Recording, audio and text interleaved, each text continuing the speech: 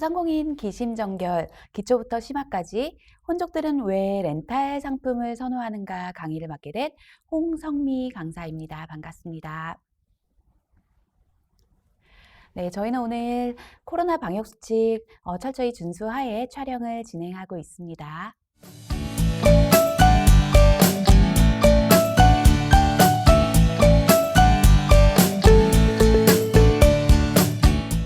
네, 오늘 강의 주제는요, 혼족들은 왜 렌탈 상품을 선호하는가입니다. 여기에는 두 가지 키워드가 등장을 하죠. 혼족, 그리고 렌탈 상품이라는 키워드가 등장을 합니다. 여기서 맹점은 뭘까요? 네, 아무래도 상품이 들어가 있는 렌탈 상품에 조금 더 집중이 될 수도 있을 것 같은데요. 이 렌탈 상품이 조금 더 흥행을 하게 됐고, 그리고 또 이 렌탈 시장이 조금 더 성장하게 된 배경에는 혼족이라는 키워드를 빼놓을 수가 없을 것 같아요. 그래서 오늘 우리가 혼족에 대해서도 좀 알아보는 시간, 그리고 또 렌탈 시장이 앞으로 어떻게 흥행을 하게 될지에 대한 여부도 같이 나눠보면 참 좋을 것 같습니다. 자, 그래서 첫 번째 시간에는요, 혼족, 도대체 그들이 누구일까에 대해서 이야기를 좀 나눠보고요. 그리고 또 그들이 렌탈을 선호하게 된 배경, 그리고 또 이유, 또 같이 한번 차근차근 이야기를 나눠보면 좋을 것 같습니다. 아무래도 혼족이라는 이야기 요즘에 많이들 듣고 계실 거라고 생각이 드는데요. 많이 알고 계시죠? 그렇죠? 그러면 이 혼족들이 어떤 것에 소비를 많이 하고, 그리고 또 혼족들이 좋아하는 문화가 어떻게 되는지 한번 같이 이야기를 나눠보도록 할게요. 렌탈 산업이 자꾸 증가를 하고 있다라는 것들은 아마도 많이 알고 계실 거라고 생각이 드는데요. 앞에 있는 표를 한번 보도록 하겠습니다. KT 경제경영연구소에서 밝힌 표인데요, 자료인데요. 자, 전체 렌탈 시장을 보니까요, 한 10년 전보다 한 2배 정도가 증가를 했어요. 그렇죠? 10년 전에 19조 5천억 원에서 지금은 40조를 넘어섰어요. 그런데 예전에는요, 산업에 대한 렌탈 비중이 상당히 컸었죠. 그렇죠? 산업 시장에 대한 렌탈 비중이 많았다면 지금은 빨간색 표를 보니까요. 개인이나 가정에서 사용하고 있는 렌탈 시장이 좀 더 증가를 했다라고 이야기를 해요. 그래서 총 10년 동안을 그래프를 보니까요. 한 2배 정도 증가를 했지만 실질적으로 개인이나 가정용품의 렌탈은 3배 이상 증가했다라는 것을 우리가 볼 수가 있겠죠. 자, 이렇게 증가하는 렌탈 산업의 시장을 도대체 이유가 뭔가 우리가 한번 살펴보도록 할 건데요. 렌탈 시장 혹시 어디까지 알고 계시나요? 아마도 집에서 렌탈을 하고 계시는 분들이 많으실 거라고 생각이 드는데요. 물론 당연히 많이들 알고 계시는 정수기라던가 공기청정기라던가, 그쵸? 그리고 또 자동차 렌트하시는 분들도 많으실 거라고 생각이 듭니다. 자, 비대, 의류뿐만 아니라 우리 결혼할 때는 드레스도 렌탈을 하고요. 그쵸? 지금은 침대까지 렌탈을 한다라고 합니다. 그뿐만 아니라 명품백도 렌탈 시장에 뛰어들었다라고 합니다. 자, 이렇게 렌탈 시장 우리가 알고 있는 것들도 상당히 많지만 또 모르는 시장도 그만큼 많다라고 해요. 그래서 렌탈이 어디서부터 또 어디까지 진행이 되고 있는지 조금 더 살펴보도록 할게요. 자, 렌탈 산업이 증가하는 이유를 살펴보면요. 보통은 2가지 정도로 우리가 추려볼 수 있을 것 같아요. 일단 첫 번째는 뭐냐면 비용에 대한 부담을 조금 줄일 수 있다라는 것에서 출발을 했죠. 쉽게 설명을 드리자면 혹시 핸드폰 할부로 분할 납부하시는 분들 상당히 많으시죠. 그렇죠? 옛날에는 우리가 돈을 주고 일시불로 사는 것들이 당연하다라고 여겨졌던 시대가 있었지만 언젠가부터는 할부가 되게 생활화되기 시작을 했습니다. 그 중에 하나가 가장 큰 게 바로 휴대폰이라고 볼 수가 있는데요. 자, 휴대폰 목돈을 들여서 100만 원짜리 100만 원을 주고 사려니까 어때요? 큰돈에 대한 부담이 상당히 크지만 다달이 내가 쓰는 요금에 같이 2만 원, 3만 원 혹은 5만 원 정도가 추가가 되어서 분할 납부가 된대요. 그러다 보니까 어때요? 신상폰이기는 하지만 이걸 좀 저렴하게 사는 느낌. 저렴하다 하기에는 사실은 그렇지만 뭔가 내가 가볍게 구매할 수 있을 것 같다라는 생각이 좀 들지 않았나요? 이렇게 해서 할부가 출발을 하게 됐는데요. 이 할부의 시작으로 인해서 렌탈 산업이 더 활성화가 되기도 했습니다. 왜? 소비자들이요, 첫 번째, 큰 돈을 들여서 뭔가를 산다라고 할 때는 갈등이 많이 될 수밖에 없겠죠. 그렇죠? 고민을 많이 하게 되는데, 이거를 분할 납부할 수 있어요. 저렴한 비용으로 조금씩 내시면 돼요. 라고 하다 보니까 소비자들이 생각보다 조금 더 수월하게 소비를 하더라라는 거죠.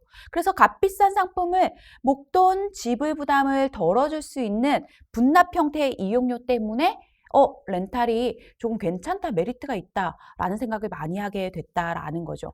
그리고 또 하나가 뭐냐면요. 오늘의 키워드 중에 하나죠. 1인 가구가 증가하기 때문이다라는 거예요. 1인 가구가 증가를 한다라는 건 뭐냐면요. 그만큼 무언가를 큰 것, 그리고 또 필요한 요소들을 다 갖춰놓고 사는 가구들보다는 필요한 일정 부분만 갖춰놓고 사는 부분들이 상당히 많아진다라는 얘기가 될 수 있겠죠. 그래서 1인 가구의 증가로 인해서 소유의 필요성이 다소 줄어들었기 때문에 필요한 만큼만 쓰고 필요한 기간만큼만 내가 빌릴 거야 라고 하는 렌트의 어떤 필요성이 강조가 되어 있다라는 거죠. 자, 이렇게 렌탈 산업이 증가한 이후에는 비용 부담과 1인 가구의 증가라는 키워드가 중요하게 아마 요점이 되는 것 같습니다. 자, 그럼 1인 가구의 범위를 한번 살펴보도록 할게요. 1인 가구가 어디까지를 1인 가구라고 하느냐? 아마도 다들 알고 계실 거라고 생각이 드는데요. 혼자 사는 자취생, 1인 가구겠죠. 그쵸? 맞아요. 혼자 사는 자취생들도 1인 가구가 될 수 있고요. 그리고 또 요즘 많이 등장하고 있는 말 중에 하나, 혼족, 나홀로족, 솔로족 많이 들어보셨을 것 같습니다. 이런 혼족들, 그리고 또 우리 또 고령화 시대가 되다 보니까 홀로 사는 고령자들도 빼놓을 수가 없겠죠. 자, 이 모든 사람들, 가구원이 한 명인 사람들을 통틀어서 우리는 1인 가구다라고 생각을 하면 됩니다. 그럼 1인 가구, 이 사람들이 다 혼족들이냐? 사실은 그렇지는 않겠죠. 내가 타이에 의해서 혼자 사는 경우도 있고 아니면 내가 선택해서 혼자 사는 경우도 생길 수가 있는데 오늘은 우리가 1인 가구의 모든 사람들을 다 알아보기보다는 혼족에 대한 이야기를 조금 더 해보도록 할게요. 자, 혹시 혼족 어디까지 알고 계시나요? 혼족 많이 들어보셨죠? 그렇죠? 내 혼자의 생활을 즐기는 사람들을 우리는 혼족이라고 부릅니다. 자, 혼자 영화를 보는 혼영, 혼자 밥을 먹는 혼밥 많이 들어보셨죠? 그렇죠? 저는 지금 강의를 한 지가 10년이 훌쩍 넘었는데요. 아직도 못하는 것 중에 하나가 있어요. 그게 뭐냐? 혼자 밥 먹는 걸 못해요. 그래서 늘 다니면서 차 안에서 간단하게 먹을 수 있는 샐러드, 아니면 샌드위치 이런 것들 있죠. 도시락 패키지로 나올 수 있는 것들. 그런 거 사가지고 차 안에서 혼자 밥을 먹어요. 그런데 언젠가부터는 혼자 밥 먹는 사람들을 위한 테이블들이 마련되기 시작했습니다. 그런데 이게 코로나 때문이야 라고 생각하시는 분들이 계시겠지만요.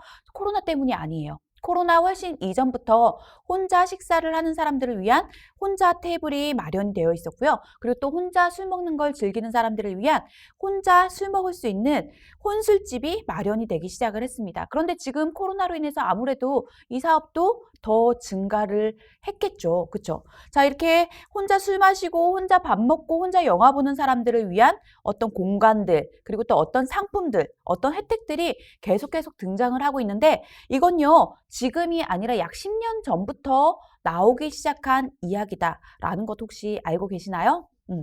네, 혼족들에 대한 이야기 한번 더 나눠보도록 할 건데요. 2045년에는요, 혼족이 800만 시대가 된다라고 해요. 지금의 혼족 비중 얼마나 되시는지 혹시 알고 계시나요? 혼족의 비중이요, 약 30% 정도를 차지한다라고 해요. 전체 인구의 약 30% 정도를 차지하고 있다고 하는데요. 결혼이나 또 가족 가치관의 변화로 인해서 1인 가구가 상당히 많이 증가를 했다라고 하죠. 한국의 1인 가구는 현재 600만 가구를 넘어가고 있는 추세다라고 이야기를 하고 있는데요. 그 이유 중에 하나가요, 미래의 불확실성, 이건 조금 슬픈 얘기일 수도 있을 것 같아요. 그래서 비혼주의가 상당히 증가를 했다라고 합니다. 그것뿐만 아니라 뭐 이혼 가정들도 증가를 하게 됐고, 그렇죠? 그리고 또 독립해서 혼자 사는 가족들도 증가를 하게 되면서 이 혼족들이 많이 증가를 하게 됐습니다. 근데 현대인들의 우선순위를 보니까요, 가족 구성원이 아니라 자아실현, 개인 행복 추구가 더 높아지고 있대요. 그래서 이런 뭔가의 가치관 때문에 혼족을 선호하는 사람들도 상당히 많아졌다라고 보실 수가 있겠죠. 주변인들의 눈치를 보지 않고 인생을 즐기고 싶은 요즘 MZ세대의 욕구들이 아마도 많이 반영이 되지 않았을까라는 생각이 좀 드는 것 같습니다. 자, 이렇게 주변인들의 눈치를 보지 않고 나는 내가 즐기고 싶은 대로 살 거야 라고 하다 보니까 이게 어디에? 결혼 생활에도 많은 부분 차지를 하게 돼요. 그래서 1인 가구뿐만 아니라 요즘에는 딩크족이라고 해서 2인 가구도 많이 증가하고 있는 추세다라고 보실 수가 있겠죠. 이렇게 가구의 구성원들이 점점점 적어지는 구성원들이 적어지는 효과들도 아마 이런 렌탈 상품의 증가 원인 중에 하나가 되지 않을까라는 생각이 좀 들고 있습니다. 자, 혹시 싱글 웨딩 들어보셨나요? 싱글 웨딩. 요즘에는요, 싱글 웨딩도 상당히 인기 중에 하나라고 해요. 저도 사실은 싱글 웨딩, 뭔가 생소하고 어울리지 않는 느낌이 들었어요. 왜냐하면 웨딩이란 단어 자체가 둘이 하나가 되는 것이라는 의미를 가지고 있잖아요. 그렇죠? 그래서 웨딩을 혼자 한다? 뭔가 조금은 생소하고 낯선 느낌이 들었는데요. 싱글 웨딩 누적 검색량이요, 15,000건이 넘는다. 라고 해요. 그래서 제가 실질적으로 싱글 웨딩을 검색하는 사람들이 있나? 라고 하고서 저도 검색을 해봤어요. 그랬더니 싱글 웨딩을 촬영을 해서 이렇게 블로그 포스팅을 한다거나 아니면 인스타그램에 이렇게 게시를 하는 사람들이 충분히 많이 있더라고요. 근데 이렇게 싱글 웨딩이 이슈가 된 이유가 뭐냐? 바로 여기에도 비혼주의자들, 이런 혼족들이 증가를 함에 따라서 어떤 이슈가 됐다라고 하는데요. 새로운 문화인 거죠. 그렇죠? 여기에서는 어떤 렌탈 상품이 등장을 할까요? 바로 드레스, 그쵸? 드레스가 렌탈이 되어야 되는 이 드레스 렌탈 후 싱글 웨딩 촬영을 하는 게 상당히 이슈가 되고 있고요. 그리고 또 하나 웃긴 재미있는 사실이 있는데요. 우리가 결혼하면 뭘 주나요? 바로 축의금을 주잖아요. 그쵸? 너 결혼 축하해 라는 의미로 축의금을 주는데 나 친구들 결혼할 때 축의금 많이 줬는데 나 결혼 안 할 거야. 혹은 나 결혼하려면 아직 멀었던 것 같아. 멀은 것 같아. 라고 하는 친구들이 주변에 있을 수 있죠. 그쵸?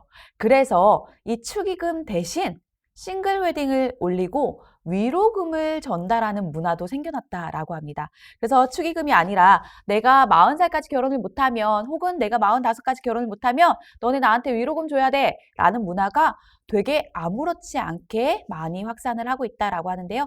되게 재밌으면서도 또 새로운 문화가 아닐까라는 생각이 좀 드는 것 같습니다. 자, 이렇게 혼족들을 위한 시장들이 다방면에서 활성화가 되어가고 있어요. 제가 지난번에 강의 때도 한번 이야기를 나눈 적이 있었는데요. 시장의 좌표는 곧 트렌드이고 이 트렌드는 가치를 따른다라고 얘기를 했습니다. 그렇죠? 여기서 가치는 바로 돈, 또 소비가 될 수 있을 거라고 생각이 드는데요. 그러면 우리는 어떤 것에 또 집중을 할 필요가 있을까요?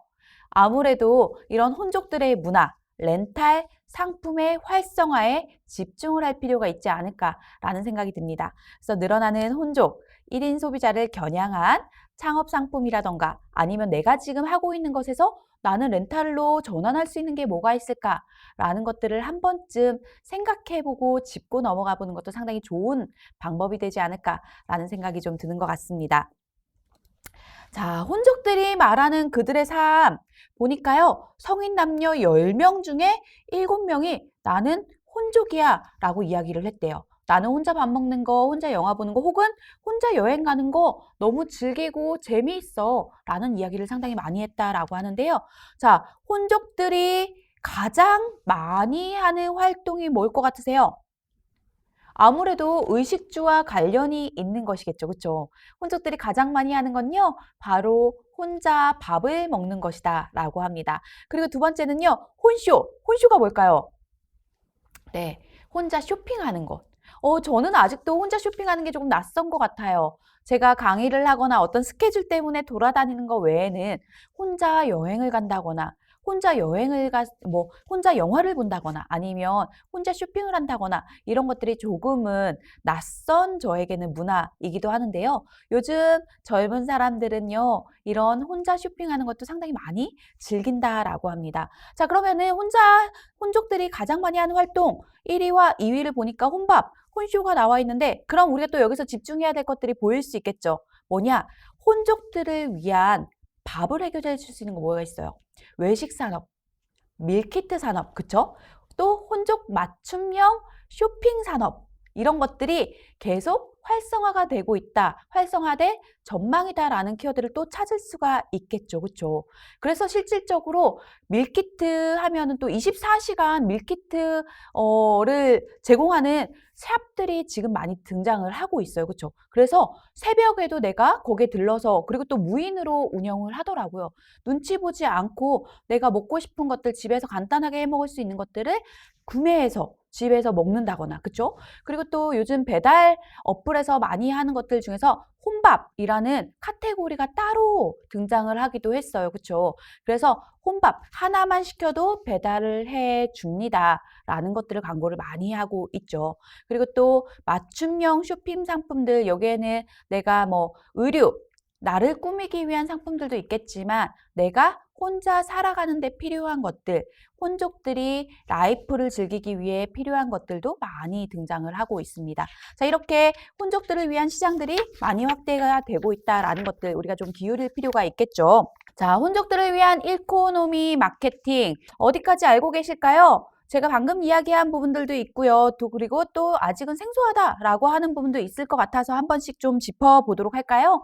자, 1인분 밀키트 또는 1인분 배달 음식점, 제가 방금 이야기를 드린 부분인데요. 아마도 이런 사업에 이미 뛰어드신 우리 사장님들도 많으실 거라고 생각이 들어요. 그쵸? 그래서 1인분이라는 것들이 상당히 메리트가 있기도 하고, 그리고 또 예전에는 어땠어요? 나 혼자 있는데 혼자 짜장면 먹고 싶어 라고 하면 어때요? 짜장면에다가 볶음밥까지 추가해서 결제를 해서 배달을 했었어야 됐어요. 왜?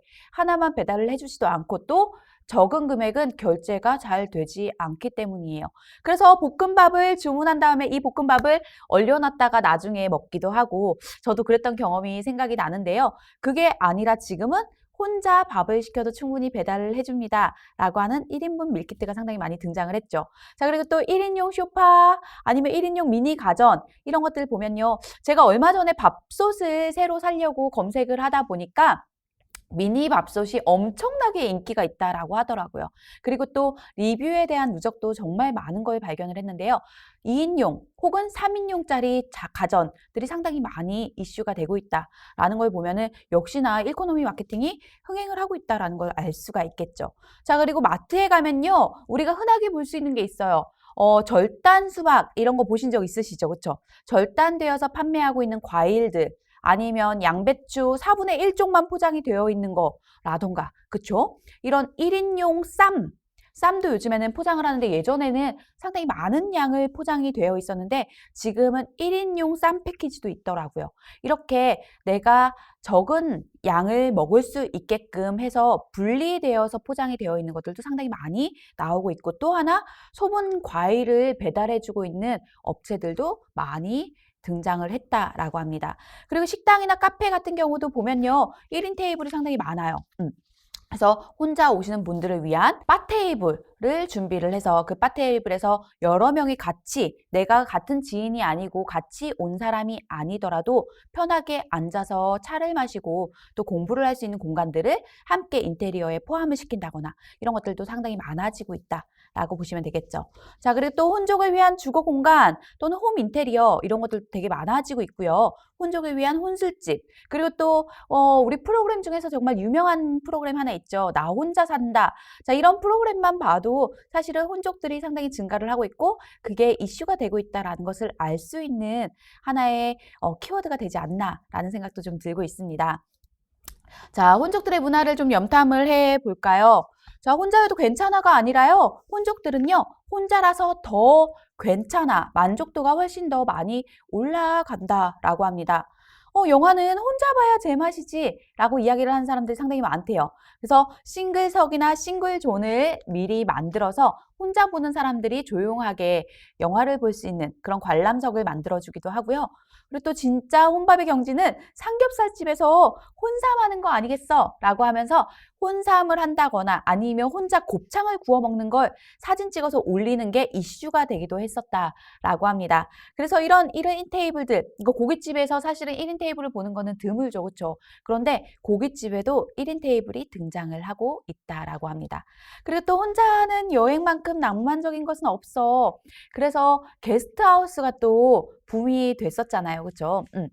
게스트하우스는 여러 명이 아니라 혼자 여행하는 사람들이 자유롭게 들려서 쉴 수 있는 공간이라는 메리트가 있어요. 그리고 또 하나, 게스트하우스뿐만 아니라 지금은 에어비앤비도 엄청나게 이슈가 되고 있죠. 그렇죠? 저도 에어비앤비를 가끔 활용을 하는데요. 되게 편안한 공간에서 눈치 보지 않고, 그리고 또 어때요? 집 같은 안락함을 주기도 하는 공간이라서 더 매력이 있지 않을까라는 생각이 좀 듭니다. 그래서 이런 1인 여행자를 위한 맞춤 서비스들도 상당히 많이 등장을 하고 있다라고 보시면 될 것 같고요.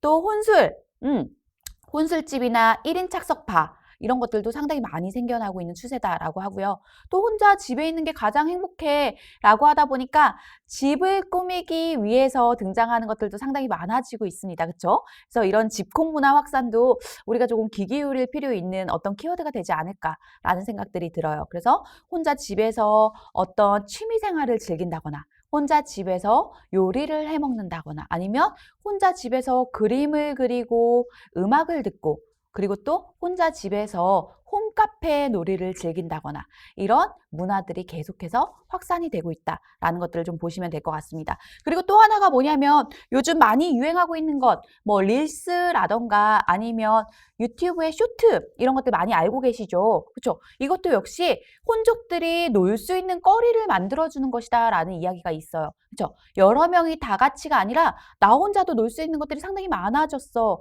그러다 보니까 꼭 누군가와 같이 하지 않아도 전혀 외롭지 않아 라는 문화들이 상당히 증가를 하고 있다라는 것들 우리가 조금 많이 공부를 할 필요가 있는 부분이 아닐까라는 생각이 좀 듭니다. 자, 그들의 달라진 소비 패턴을 좀 보면요.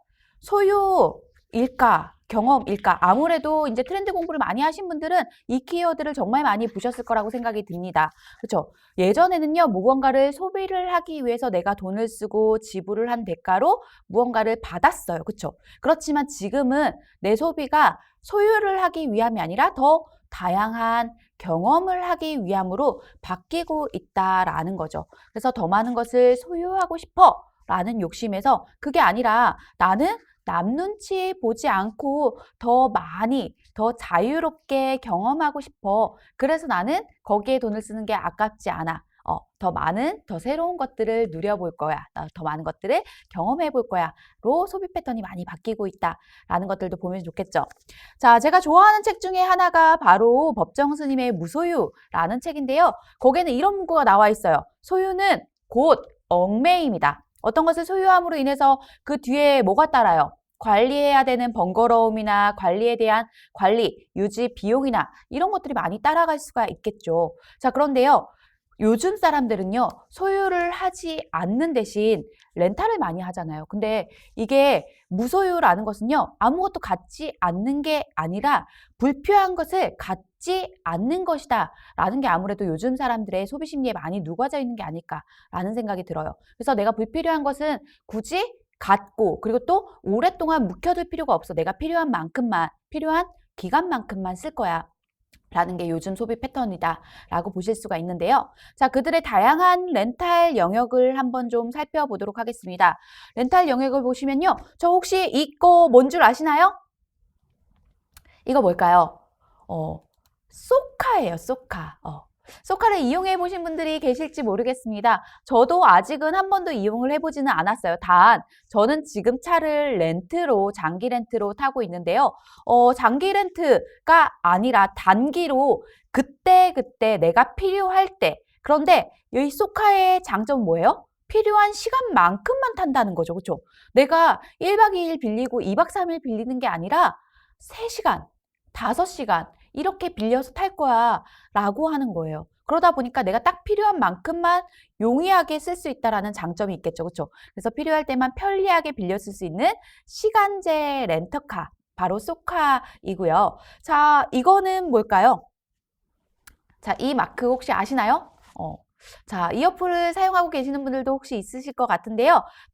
이게 바로 에어비앤비예요. 에어비앤비. 이거는 공간, 내가 숙박을 할 수 있는 그 잠자리를 공유하는 곳에서 출발을 했어요. 그쵸? 실질적으로 내가 살고 있는 집의 한 칸을 빌려줄 거야 라는 게 첫 번째 에어비앤비의 개념이었는데요. 여행자에게 숙소를 공유하는 서비스라는 거죠. 그래서 요즘에는 여행을 간다라고 하면은 어떤 리조트나 호텔을 검색하기보다는 이런 에어비앤비를 찾는 사람들이 상당히 많아졌다라고 보실 수가 있습니다.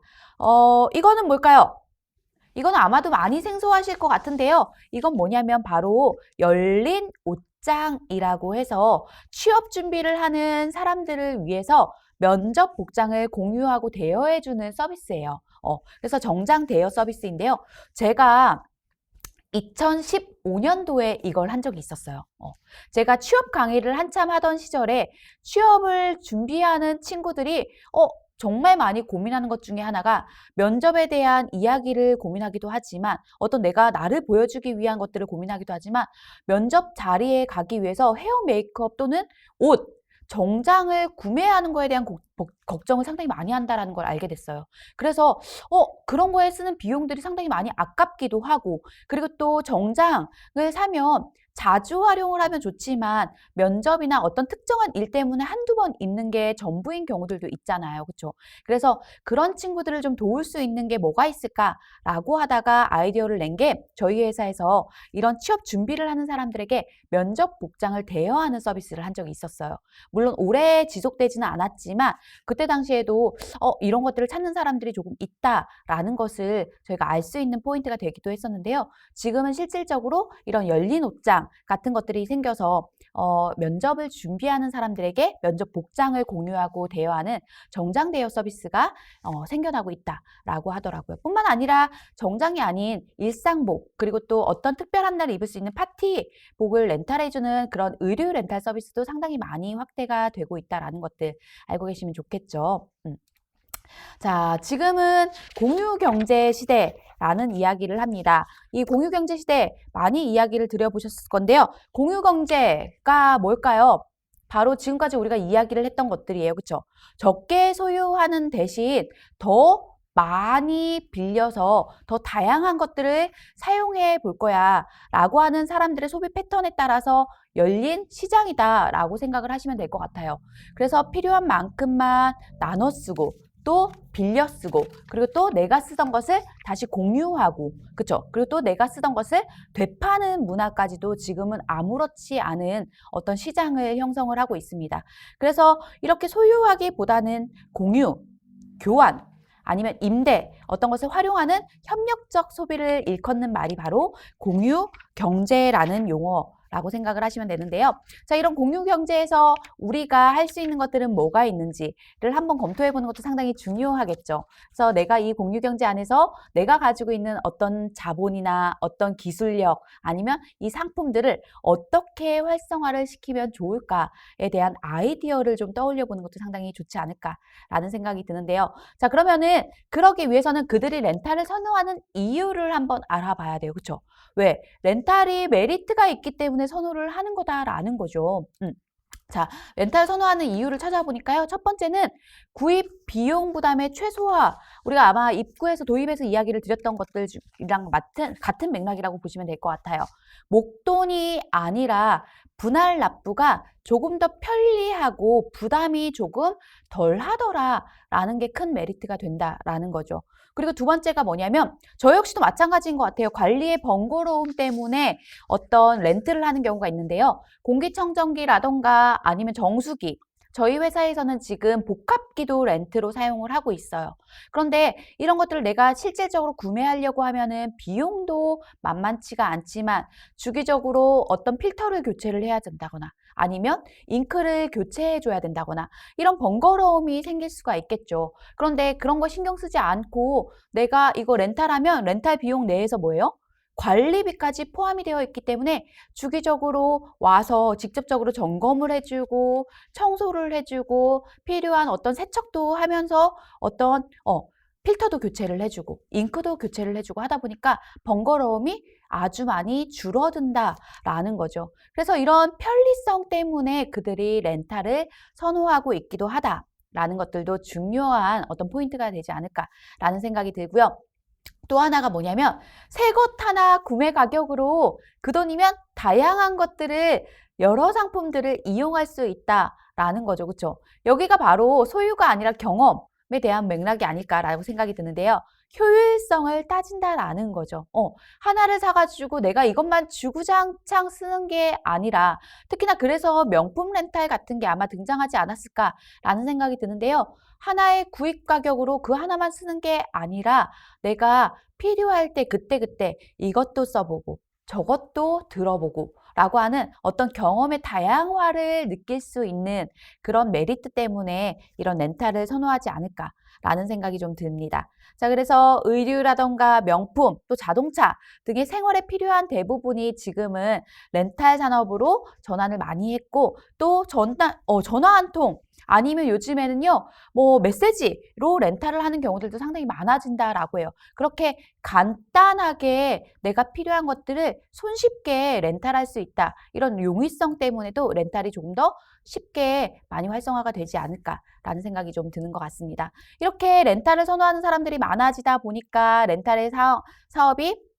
늘어날 수밖에 없다라는 것은 당연한 이유가 될 수 있겠죠. 자, 편리위험, 가심비 이런 얘기 혹시 들어보셨을까요? 편리위험이라던가 가심비라는 이야기도 아무래도 이제 좀 생소하신 분들도 계실 것 같고요. 나 이런 얘기 들어봤어 라고 하시는 분들도 계실 것 같은데요. 편리함을 최우선으로 생각하는 것, 그게 바로 편리위험이라고 생각을 하시면 될 것 같아요. 그래서 요즘에는 그 편의점이 되게 활성화가 많이 되어 있잖아요. 슬세권, 내가 슬리퍼를 끌고 나가서 슬리퍼만 신고 나가서 이 앞에서 모든 것들을 다 이루어서 할 수 있는 곳, 그런 곳을 찾아서 집을 구하는 사람들도 상당히 많아지는데 그 중에 하나가 편의점이 가까운지 여부를 상당히 많이 본다라고 합니다. 이 편의점은요, 또 하나 우리 이 혼족들 렌탈을 많이 하는 사람들 그리고 또 가심비나 편리위험을 선호하는 사람들 때문에 하나 등장한 게 있어요. 그게 바로 뭐냐면 도시락 상품들이요. 불과 몇 년 전까지만 해도 사실은 많지가 않았어요. 어떤 삼각김밥이라던가, 그쵸? 햄버거 정도가 다였다면 지금은 정말 다양한 종류의 도시락 용품이 많이 등장을 하고 있다라는 거죠. 이것도 역시 편리위험에서 나온 상품이 될 수 있다라고 보실 수 있는데요. 편리위험이나 또 가심비, 가성비보다는 만족도에 초점을 둔 것을 바로 가심비라고 한다라는 거죠. 이렇게 편리함, 또 가심비 이런 것들을 먼저 우선으로 생각하는 사람들이 요즘의 소비에 많은 큰 부분을 차지하고 있다라고 하다 보니까 이런 렌탈이 많이 선호되고 있다라고 생각을 하시면 어떨까라고 생각을 하시면 될 것 같습니다. 자, 오늘은요, 렌탈 산업에 대해서 많이 알아봤는데요. 사실 지금 집에서 사용하고 계시는 것들 많으시죠? 어떤 것들 사용하고 계시는지 오늘 한번 찾아보시면 참 좋을 것 같은데 예전에는요, 산업에서 필요한 것들, 뭐 굴삭기라던가 우리 예전에 전세버스 같은 거 여행 간다고 하면은 버스 같은 거 대절하잖아요. 그렇죠? 자, 그것도 렌탈의 한 부분 중에 하나이기도 하고요.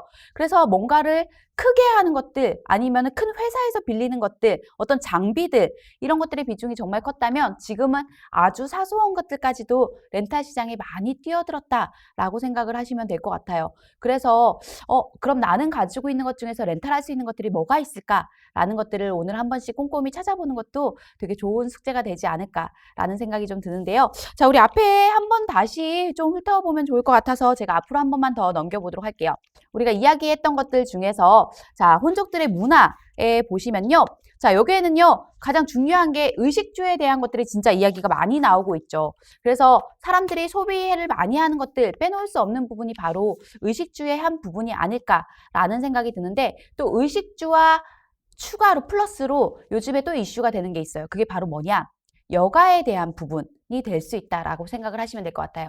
그래서 내가 뭔가를 렌탈에 대한 시장을 좀 구상을 하고 있어. 내가 렌탈에 대한 이야기를 좀 만들어 가고 싶어 라고 한다면 첫 번째로 생각해야 되는 게 의식주.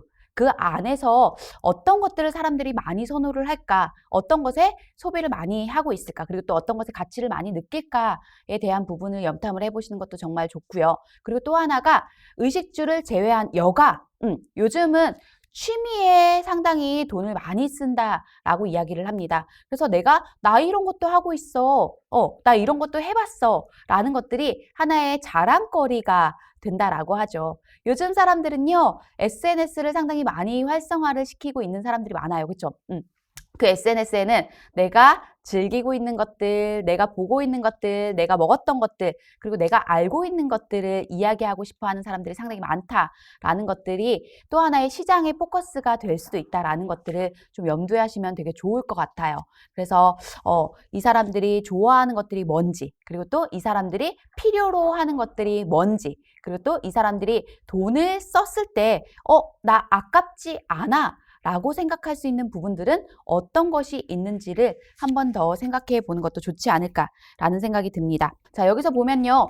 그리고 또 하나가 뭐냐면, 자, 혼자 공부하기에 대한 이야기도 한 번 더 제가 아까 짚고 들어가지 못해서 한 번 더 이야기를 나눠보려고 하는데요.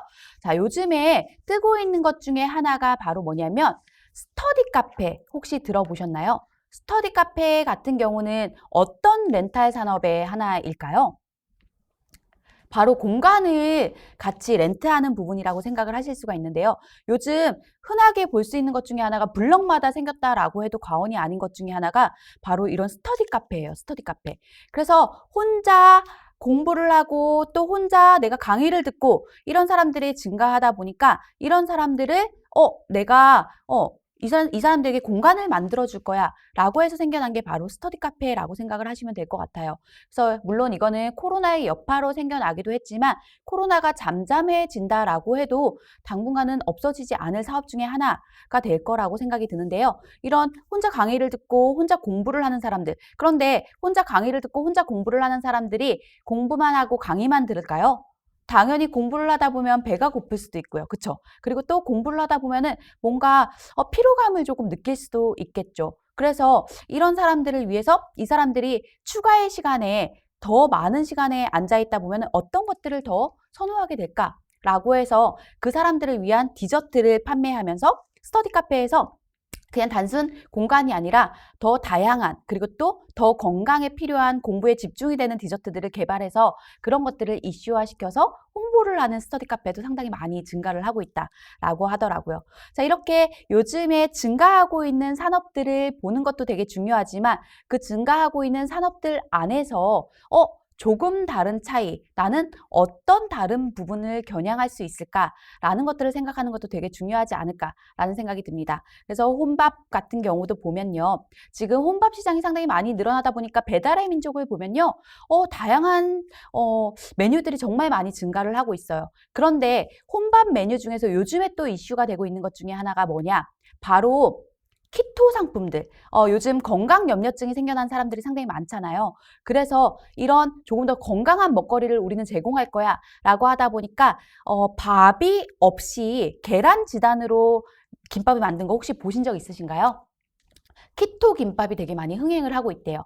자, 이 키토 김밥은요, 저탄고지, 이런 키토제닉, 이런 이야기들 많이 들어보셨죠? 이런 식단을 선호하는 사람들을 겨냥했는데, 이런 사람들이 상당히 비중이 많아지다 보니까 너도 나도 앞다퉈서 키토김밥을 파는 곳이 있네? 라고 하면은 주문율이 늘어나게 되는 거예요. 그리고 또 하나, 혼자 사는 사람들이 건강한 먹거리를 찾아 그러다 보니까 샐러드, 도시락으로 나온 샐러드도 상당히 많이 팔리고 있다라고 하다 보니까 요즘에는 1인 샐러드 샵도 상당히 많이 생겨나고 있다라고 하더라고요. 그래서 내가 어떤 배달 음식점을 찾을 거야 라고 하는데 다른 사람들과 다 똑같은 배달 음식점을 여는 것보다는 내가 배달을 하지만 이 배달 안에서 조금 더 다른 종류를 한번 열어보고 싶어 라고 한다면 이런 것들을 좀 찾아보는 것도 되게 좋지 않을까라는 생각이 듭니다. 결국은 렌탈 아니면 이런 혼족들을 위한 상품을 탐색하는 것도 되게 중요하지만 그 안에서도 분명한 건 남다른 경쟁력이 있어야 되지 않을까라는 생각이 조금 많이 드는데요. 자, 그렇다면 남다른 경쟁력, 내가 누릴 수 있는, 내가 조금 더 어필할 수 있는 남다른 경쟁력에는 어떤 것들이 있는지를 한 번쯤 탐색해 보는 것도 상당히 중요하지 않을까라는 생각이 좀 많이 드는 것 같습니다. 그래서 요즘에 혼밥 메뉴는 어떤 것들이 많이 나와 있지? 라고 하는 메뉴를 찾아보는 것도 되게 중요할 것 같고요. 그리고 또 혼족이라는 키워드를 네이버나 아니면 검색창에 시장에 검색만 해봐도 관련 검색어가 상당히 많이 나오고 있습니다. 그러면은 그 관련 검색어라는 것들은 사람들이 관심을 갖고 있다라는 의미가 좀 될 수가 있겠죠. 그래서 관심 갖고 있는 것 중에서 아직은 활성화되지 않은 시장들인 어떤 것들이 있을까라는 것들을 살펴보는 것들도 되게 중요한 과제가 되지 않을까라는 생각이 좀 듭니다. 네. 그래서 이런 우리가 앞으로 조금 더 증가하고 있는 이런 2045년에는 혼족이 800만 시대가 된다라고 했잖아요. 그렇죠? 이렇게 계속 증가하고 있을 이런 혼족들의 가구, 그리고 또 이런 것들을 즐기는 비혼주의들을 위한 어떤 사업 이런 것들도 한 번쯤 생각해 보시면 참 좋을 것 같고요. 자, 지금 질문이 들어와서 제가 질문을 한번 살펴보도록 할 건데요. 시골에서도 에어비앤비를 할 수 있을까요? 시골에서 상당히 많이 하고 있어요. 지금 실질적으로 에어비앤비라는 게요, 어떤 숙박업을 중점으로 출발을 한다라는 개념이 아니고요. 이 에어비앤비 자체가요, 내가 살고 있는 공간을 한 부분을 렌트할 거야 라고 해서 출발을 한 거예요. 그래서 내가 방 3칸짜리에서 살고 있는데 방 1칸이 놀고 있어. 그럼 이 방을 깨끗하게 꾸며서 손님을 받을 거야. 일종의 사랑방의 개념이다라고 생각을 하시면 되겠죠. 그래서 시골에서도요, 지금 많은 부분이 에어비앤비를 하고 있어요. 그래서 이 에어비앤비에 대해서 한번 알아보고 싶다라고 하신다면요, 에어비앤비 어플을 깔고 검색을 해보시는 것도 되게 중요해요. 그래서 동네에 대한 검색을 해보시다 보면은 이 동네마다 가는 지역마다 에어비앤비에 등록되어 있는 상품들을 한눈에 볼 수가 있거든요. 그래서 어떻게 시설을 갖추고 진행을 하고 있는지, 그리고 또 어떤 동네에 많이 밀집이 되어 있는지, 아니면 내가 살고 있는 동네에서도 에어비앤비를 할 수 있는지 여부를 찾아보시는 것도 되게 좋을 것 같아요. 그래서 이 에어비앤비라는 것은요, 그냥 단순히 여행객만을 위한 것이 아니라 요즘은 혼족들이 여행을 많이 한다라고 했는데, 이 혼족들은요, 특이하게도 어떤 활성화되어 있고 사람들이 많이 몰리는 여행지보다는 새로운 곳을 탐험하는 것을 더 좋아하는 경우들도 되게 많거든요. 그래서 유명한 관광지나 어떤 드러나 있는 시내가 아니더라도 이런 에어비앤비를 진행하고 있는 경우도 많다라는 것들 알아두시면 정말 좋을 것 같습니다. 자, 그리고 또 관광지 아니어도 괜찮죠. 그렇죠? 그리고 또 렌탈 사업에서 조심해야 될 부분들은 뭐가 있을까요? 라고 했는데요. 렌탈 사업에서 조심해야 될 부분은요, 리스크에 대한 것들도 당연히 생각을 하셔야 될 거라고 생각이 듭니다. 그리고 또 하나가 뭐냐면, 소비자들은요, 렌탈이라는 개념 앞에서도 또 깐깐함이 들어가 있을 수밖에 없어요. 그렇죠? 그래서 어떤 리스크에 대한 부분이 어떤 게 있을지를 미리 염두를 해서 리스트업 해보시는 것도 되게 중요할 것 같고요. 또 하나가 렌탈이 좀 활성화가 많이 되어 있는 것들은 오히려 마케팅에 대한 비중이 크게 차지를 할 수 있기 때문에 내가 마케팅을 그만큼 주력으로 하지 못할 것 같아 라고 한다면, 너무 활성화가 되어 있는 것들보다는 좀 이색적이거나 새로운 키워드를 가지고 하는 게 좀 좋지 않을까라는 생각이 좀 들기도 하는 것 같아요. 그래서 렌탈 사업에서는 좀 조심해야 될 부분들이 있다면, 첫 번째로 생각해야 되는 것은 이 시장이 지금 얼마만큼 확대가 되어 가고 있느냐, 그리고 또 내 주변 사람들의 수요 조사를 미리 해보는 것도 되게 좋을 것 같습니다. 이런 렌탈 상품이 있다면 사용을 할 것 같아, 안 할 것 같아 라는 것들을 실질적으로 내 주변에 있는 사람들한테 한번 물어봐 주는 것도 되게 좋겠죠. 그리고 또 내가 지금 가지고 있는 것 중에서 렌탈을 할 수 있어 라고 하는 게 있다면, 그런 것들을 시범 삼아서, 큰 사업을 벌리기 전에 시범 삼아서 한번 테스트를 해보는 것도 되게 중요한 어떤 역할이 되지 않을까라는 생각이 좀 드는 것 같습니다. 네, 오늘은 이제 렌탈 사업에 앞서서 이 렌탈 시장이 활성화가 된 이유들을 알아보기 위해서 혼족들의 문화, 그리고 또 혼족들이 어떤 것에 소비를 하는지, 그리고 또 렌탈이 왜 활성화가 됐는지 여부를 좀 알아보는 시간을 가졌습니다. 그리고 나서 저희가 2부에서요, 조금 더 깊은 얘기 나눠볼 테니까요, 2부도 조금 많이 참여를 해주시면 좋을 것 같습니다. 저는 여기서 마치도록 하겠습니다. 네, 시청해주셔서 감사합니다. 감사합니다.